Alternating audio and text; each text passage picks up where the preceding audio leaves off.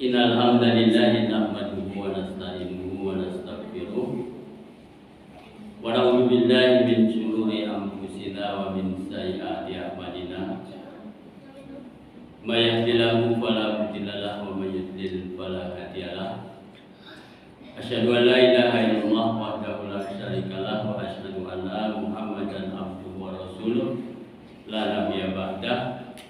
Ya ayyuhan nas ittaqullaha haqqa tuqatih wa la tamutunna illa wa antum muslimun. Allahumma anfa'ni bima 'allamtani wa 'allimni ma yanfa'uni wa zidni ilma. Allahumma la syahla illa ma ja'altahu syahla wa anta taj'alul hazna idza syi'ta sahla. Sadaqallahu alazim. Jamaah yang saya hormati dan yang mudah-mudahan selalu dicintai Allah Subhanahu wa taala. Pertama-tama marilah kita senantiasa memanjatkan puja dan puji syukur kita kehadirat Allah Subhanahu wa taala yang telah memberikan hidayah dan inayahnya kepada kita semuanya, dan yang telah memberikan banyak sekali kenikmatan-kenikmatan kepada kita, baik yang berupa nikmat sehat, nikmat rezeki, dan juga nikmat umur panjang, sehingga pada kesempatan sore yang berbahagia ini kita bersama-sama dapat bermuajahah, bersilaturahmi tanpa ada halangan satu apapun. Dan yang kedua, salawat dan salam semoga tetap terlimpah kepada uswatun kita, kepada teladan kita, beliau Nabi Agung Muhammad sallallahu alaihi wasallam. Dan semoga salawat dan salam terlimpah pula kepada keluarganya, para sahabatnya, dan kepada seluruh pengikutnya yang senantiasa taat dan ditubuh dengan ajaran-ajarannya hingga akhir zaman. Amin ya rabbal alamin. Jamaah yang saya hormati, sebelum saya mengawali kajian pada kesempatan sore hari ini, boleh saya bertanya ya Bu? Boleh nggak saya bertanya? Dan tolong dijawab pertanyaannya dengan sungguh-sungguh ya. Pertanyaannya gampang. Nikmat yang Allah berikan kepada kita banyak atau sedikit?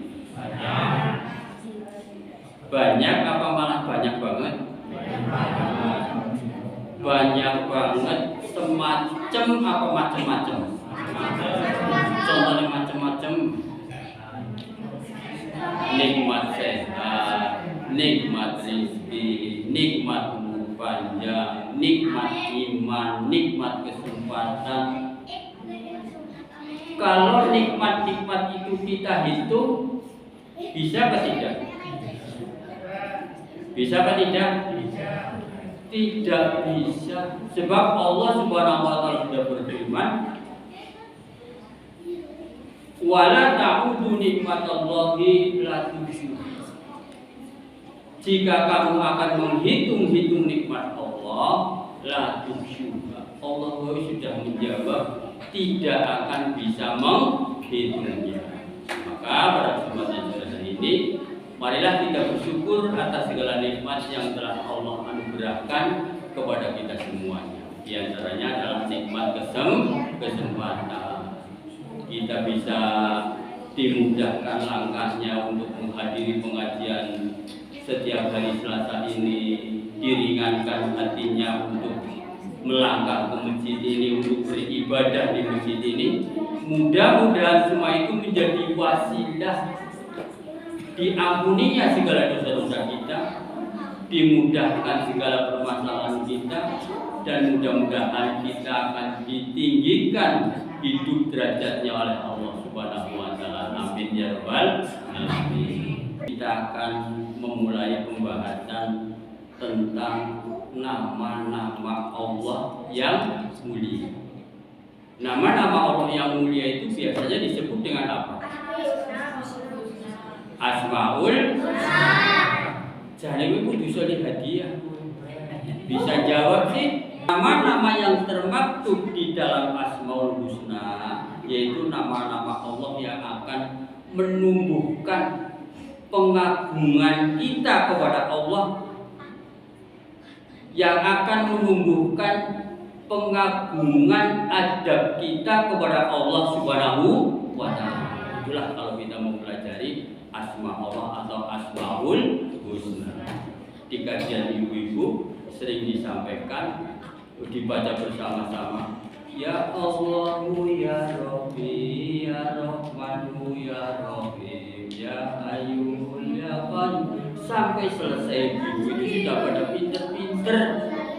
Dan nama yang pertama kali akan kita bahas bersama-sama adalah nama yang sering kita sebutkan di dalam Al-Quran. Nama yang sering kita sebutkan di dalam Al-Quran. Bahkan nama inilah yang paling sering atau bahkan sering disebutkan di dalam Al-Quran. Nama Allah Subhanahu wa Ta'ala yang sering disebutkan di dalam Al-Quran, bahkan sampai terulang sampai 900 kali. Nama Allah yang akan kita bahas pada kesempatan hari ini terulang sampai 900 kali di dalam Al-Quran. Padahal isi daripada Al-Quran itu berapa halaman? 600 halaman isi daripada Al-Quran. Kok ini tertuang sampai 900 kali, itu bagaimana? Isinya 600 halaman kok sampai 900 kali diucapkan terdapat di dalam Al-Quran. Berarti kadang-kadang dalam satu halaman itu bisa disebutkan lebih dari satu kali. Inilah pentingnya kita itu membahas Asmaul Husna. Jadi kita itu tahu Asmaul Husna itu apa. Itulah. Dan apakah namanya akan kita pelajari pada kesempatan hari ini? Yaitu nama yang terdapat di dalam suratul Fatihah. Nama yang terdapat di dalam suratul Fatihah. Yaitu apa? Asmaul Husna yang terdapat di dalam surat Al-Fatihah yang setiap hari kita baca itu apa? Ada yang tahu? Yaitu adalah nama Ar-Rabb. Bismillahirrahmanirrahim. Alhamdulillahi Rabbil Alamin. Yang perlu kita garis bawahi di surat Al-Fatihah ayat yang pertama adalah Rabbil Alamin. Maka di dalam Asmaul Husna disebutkan ya Allahu ya Rabbi. Rabb itu apa? Jangan kita membaca Rabb tetapi tidak tahu maknanya, tidak mengerti maksudnya. Maka pentingnya kita pada kesempatan siang sore hari ini mempelajari Asmaul Husna supaya kita itu lebih mantap. Ar-Rabb, nama ini adalah yang sering kita baca bahkan pada saat kita berdoa. Ya Rabbi, Rabbi habli minas sholihin, Rabbana atina fid dunya hasanah, Rabbana la tuzigh qulubana ba'da idh hadaitana wa hab lana min ladunka rahmah, atau Rabbi firli wa li walidayya warhamhuma kama rabbayani shaghira. Rabb itu apa? Supaya kita itu di dalam berdoa itu harus yakin, seyakin-yakinnya itu Rabb itu sebenarnya apa. Inilah pentingnya kita itu mengetahui Asmaul Husna. Maka untuk mengawali pembahasan nama-nama yang mulia atau Asmaul Husna ini harus ada dalilnya. Yang pertama kita bahas adalah harus dalil dulu. harus dengan menyatakan dalil. Dalilnya apa? Yaitu dari ayat yang pertama muncul tadi, yaitu Quran surat Al-Fatihah ayat yang pertama, yaitu nama Rabb di dalam surat Al-Fatihah itu. Dalilnya itu yaitu firman Allah Subhanahu wa taala yang berbunyi A'udzubillahi minasyaitonirrajim. Bismillahirrahmanirrahim. Alhamdulillahirabbil alamin. Di kalimat alhamdulillahirabbil alamin yang perlu kita garis bawahi adalah kata Rabbil alamin, yaitu hanya Allah yang menciptakan alam semesta ini. Rabbil alamin. Jadi di dalam ayat ini Allah Subhanahu wa taala berfirman Rabbul alamin atau Rabbil alamin adalah segala puji bagi Allah. Rabbil alamin sebagai pencipta alam semesta ini. Itu dalil yang menyatakan kita mempelajari Asmaul Husna. Itu yang pertama. Kemudian dalil yang kedua adalah ayat yang lain daripada suratul Fatihah. Yang kedua adalah surat As-Saba. Surat apa? As-Saba ayatnya 15. Ayat pinten, Bu? Ayat 15. Allah Subhanahu wa taala berfirman, A'udzubillahi minasyaitonirrajim. Baldatun thayyibatun wa rabbun ghafur. Ini yang perlu kita garis bawahi, wa rabbun ghafur atau Rabbi. Ayat ini Allah Subhanahu wa taala menyatakan atau menyebutkan, yaitu sebagai dasarnya adalah menggambarkan tentang sebuah negeri, yaitu negeri apa? Yaitu negeri Sabah, sesuai dengan ayat yang disampaikan sebagai dalilnya, yaitu surat Sabah. Baldatun thayyibatun. Baldatun itu adalah negara, thayyibatun negara yang makmur, negara yang indah, negara yang subur, negara yang bagus. Itulah baldatun thayyibatun. Wa rabbun ghafur. Dan saat itu Allah Subhanahu wa taala sangat menyayangi negeri itu. Negerinya yang sangat subur, makmur, indah pemandangannya, lautnya juga bagus. Negeri itu sangat dicintai oleh Allah Subhanahu wa taala. Termasuk juga Allah Subhanahu wa taala sangat menyayangi penduduk-penduduknya pada saat itu di negeri Sabah itu. Wa rabbun ghafur, dan semuanya mendapatkan ampunan dari Allah Subhanahu wa taala. Ini dasarnya yang perlu kita sampaikan sebelum kita memasuki apa daripada makna Arab tersebut. Tetapi akhirnya negeri apa? Negeri Sabah itu tidak sesuai yang diharapkan oleh Allah Subhanahu wa taala. Akhir dari negeri apa? Negeri Sabah itu di akhirnya dicabut kenikmatan-kenikmatannya oleh Allah Subhanahu wa taala karena mereka tidak lagi beriman kepada Allah. Tidak lagi bertakwa kepada Allah. Tidak lagi bersyukur kepada Allah atas segala nikmat-nikmat yang banyak yang diberikan oleh Allah Subhanahu wa taala. Nikmat yang sangat banyak tersebut kemudian dicabut oleh Allah Subhanahu wa taala karena penduduknya pada kufur nikmat, bahkan ingkar, tidak pernah beribadah kepada Allah Subhanahu wa taala. Sehingga dicabutlah kenikmatan-kenikmatan negeri Sabah pada saat itu oleh Allah Subhanahu wa taala.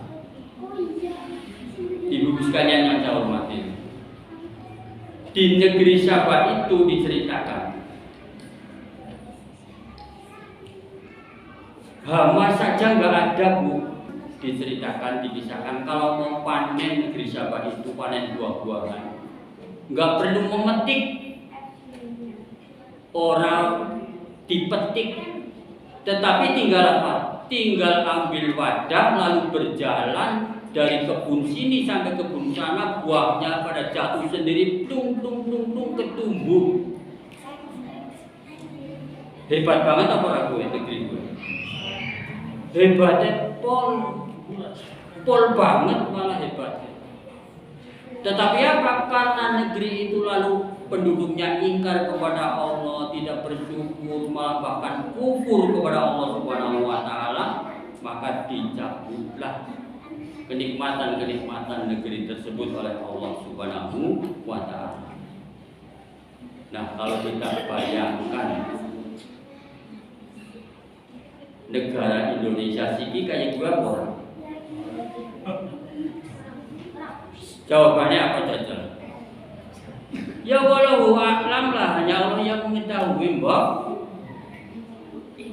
Jadi negara yang makmur jibur-jibur, tongkat dan kayu jadi tanaman, buah apa baik anak. Tapi wong penduduk orang pada beriman, orang pada bertakwa, boleh rezeki ya kayak gie kanane gie. Anak sing angel, anak sing susah, anak sing gampang, rupa-rupa. Itulah keadaan negeri Indonesia saat ini. Jadi kita kembali lagi ke pokok pembahasan kita, yaitu Asmaul Husna. Jadi dalilnya itu dua ya Bu. Kita mau belajar Asmaul Husna. Yang pertama dalilnya suratul Fatihah, yang kedua surat Saba ayat pinten, ayat 15. Kudu li hadiah dijawab dia. Ayat 15 betul. Nama Rob itu, ini kita mulai membahas ini. Nama Rob secara bahasa adalah bermakna yang memiliki, yang menguasai, yang merawat, yang mengatur, yang menumbuhkan, yang mengurusi, yang memberi nikmat-nikmat kepada semua ciptaannya, termasuk kita manusia, adalah Rob itu sendiri. Yang memiliki, yang menguasai, yang merawat, yang mengatur, yang menumbuhkan, semuanya itu adalah Rabbul Alamin. Makna tadi yang begitu banyak itu diringkas oleh Imam At-Tabari rahimahullah dengan 3 kata. Ar-Rabb adalah yang pertama adalah yang sebagai pencipta, yang kedua sebagai pemilik, dan yang ketiga sebagai pengatur. Jadi Rabb adalah zat yang memiliki 3 sifat. Jadi kalau kita berdoa Rabbana, berarti hati kita mengartikan Rabb itu adalah Allah, lalu menghadirkan di dalam hati kita Rabb berarti yang menciptakan, yang melindungi, dan yang mengatur kita semua. Jadi yang pertama, Rabb yang pertama adalah sang pencipta, yang kedua sang pemilik, dan yang ketiga adalah sang pengatur. Jadi ketika kita membaca Rabbana misalkan, atau Rabbana atina fid dunya hasanah, berarti Rabb itu sudah mencakup sang penguasa atau yang menciptakan, yang memiliki, dan yang mengatur. Tapi kalau 3 kata itu, yang menciptakan, yang memiliki, dan yang mengatur, itu dinisbatkan kepada manusia, memilikinya, mengaturnya, menciptakannya itu tidak mutlak. Menciptakan manusia bisa, kalau dilibatkan sebagai kepada manusia bisa, tetapi tidak mutlak seperti Allah Subhanahu wa taala. Contoh ini, yang pertama, tidak setiap yang menciptakan itu memiliki. Tidak setiap yang menciptakan itu memiliki. Ora saben sing gawe kuwi duweni. Ini dinisbatkan kepada manusia.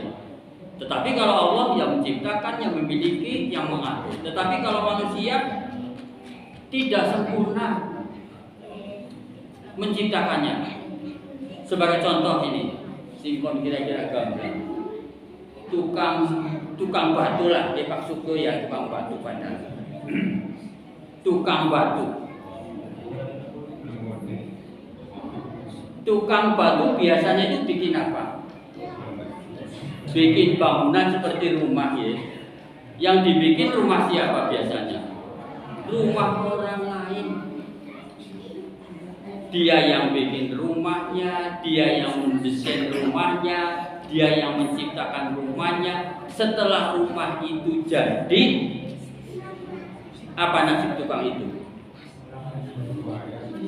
Arep tinggal di rumah itu kira-kira boleh apa tidak? Ya orang di sebabnya menciptakan tok gawe tok. Itulah seperti itu. Walaupun dia itu menciptakan, tetapi dia tidak bisa tinggal di rumah itu. Cuma dia itu dibikin supaya menciptakan oleh orang yang membuat rumah itu.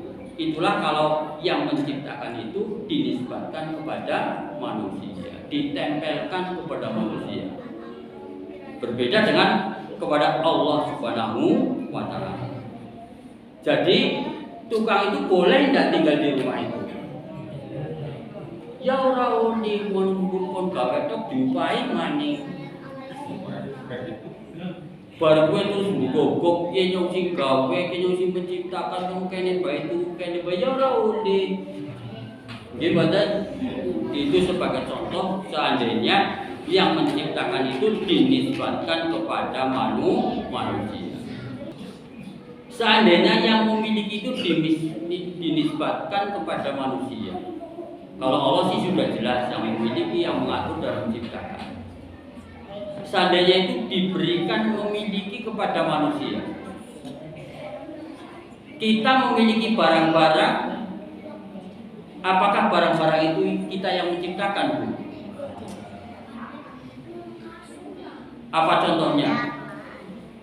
Hampir semua barang yang ada di rumah kita itu tidak menciptakan. Nggih mboten? Apa gue dipan, apa gue kursi, apa gue meja, apa gue lemari. Kita punya itu semua, apa kita yang menciptakan? Yang menciptakan ya tukang lah, dia. Dan yang paling kecil contohnya, nggak usah yang seperti kita punya mobil, punya motor, nggak usah mikirkan itu. Kita nggak mungkin bisa menciptakan itu. Sing remeh-remeh banget, sing cilik contohnya, sumpit, cuma memiliki tok orang yang gawe orang, padahal sumpit. Jadi kalau memiliki itu dinisbatkan kepada manusia enggak sempurna. Mung yang memiliki orang yang gawe dan contoh lagi nih yang terakhir yang ketiga ini. Yang mengatur.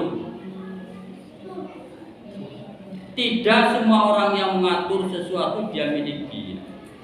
Wong sing mengatur gue orang mesti sing diatur gue jadi miliknya orang itu. Contoh sing gampang wae. Padahal ini tukang parkir lah. Tukang parkir kerjanya dari pagi sampai siang sampai sore ngatur dia anak motor, anak mobil sing butut, anak mobil sing mewah. Begitu yang punya kendaraan itu datang, yang punya mobil mewah itu datang, apa terus mengatakan, gua jadi jikot gue mobil si gue. Apa yang tukang parkir seperti itu? Tidak mungkin. Berarti kalau manusia mengatur itu tidak mesti harus memilih. Itulah pentingnya kita itu mempelajari Asmaul Husna. Jadi kalau kita mempelajari Asmaul Husna, maka apa manfaatnya? Manfaat kita mempelajari Asmaul Husna yang pertama itu akan mengetahui antara yang bermanfaat dan yang berbahaya. Kalau kita mau mempelajari Asmaul Husna, kita akan mengetahui antara yang bermanfaat dan yang berbahaya. Yang kedua, akan menyembah hanya kepada Allah Subhanahu wa taala. Yang ketiga, akan mengimani seluruh nama-nama Allah dan sifatnya Allah Subhanahu wa taala. Yang keempat, ridho terhadap syariat Allah dan ridho terhadap takdir Allah Subhanahu wa taala.